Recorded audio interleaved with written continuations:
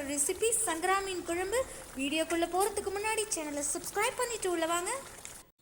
Hi, this is Priyanka. Welcome to இமா house. சங்கரா மீன் குழம்பு வைக்கிறதுக்காக வெங்காயம், தக்காளி, பூண்டு, கருவேப்பிலை அண்ட் கரைச்சி புளி தண்ணியை ரெடியாக வச்சுருக்கேன். பாத்திரத்தை வச்சு தேவையான அளவு கடல் எண்ணெயை நல்லா ஊற்றிக்கணும்.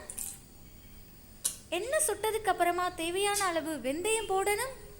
இப்போ நம்மளுடைய வெந்தயமானது நல்லா பொரிஞ்சு வரும்போது கட் பண்ணி வச்சுருந்த வெங்காயம், பூண்டு, கருவேப்பிலையை எடுத்து போட்டுக்கிட்டு நல்லா ஃப்ரை பண்ணணும்.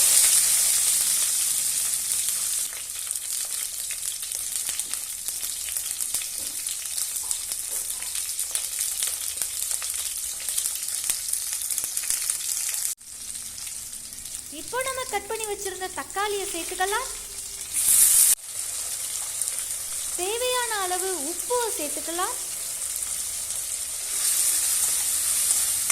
இப்போ நாம ஒரு பெரிய டீஸ்பூன் அளவுள்ள 1 டீஸ்பூன் மல்லித்தூள் அண்ட் 2 டீஸ்பூன் மிளகாய்த்தூள் சேர்த்து நல்லா கிண்டி விட்டுக்கணும். இது எண்ணெயிலேயே நல்லா ஃப்ரை ஆகணும். இப்போ நாம கரைச்சி வச்சிருந்த புளி தண்ணி எடுத்து சேர்த்துக்கலாம். இனிமே நாம ஒரு 30 மினிட்ஸ்க்கு நல்ல குழம்பு கொதிக்க விடணும்.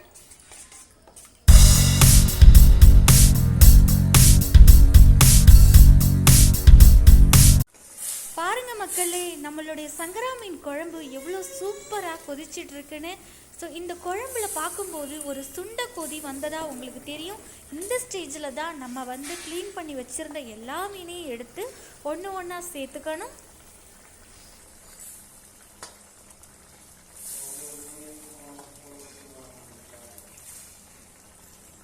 மீன் எல்லாத்தையும் சேர்த்துக்கிட்டதுக்கு அப்புறமா ஒரு 5 நிமிஷம் நம்மளுடைய மீன் குழம்பு நல்லா கொதிக்கணும்.